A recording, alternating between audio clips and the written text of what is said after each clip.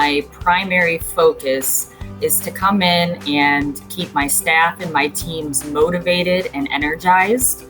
I think having that relationship with the staff and the production team in the end will have the most effect on the company's goals, and it'll directly contribute to what the company is looking for production-wise. Some of the leadership principles that I've gained throughout my career here at Alco have been primarily ownership.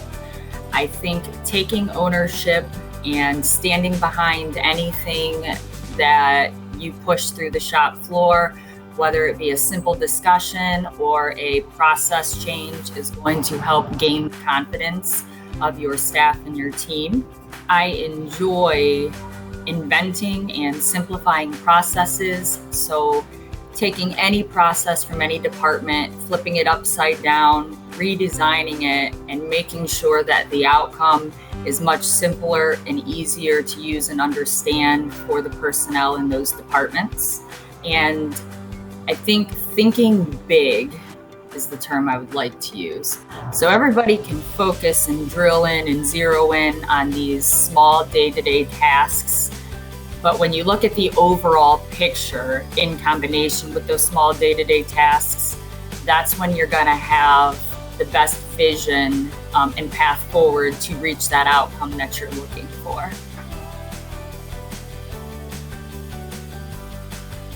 My greatest accomplishment so far has been being able to take a 10-year career goal path and condense it into 5 years.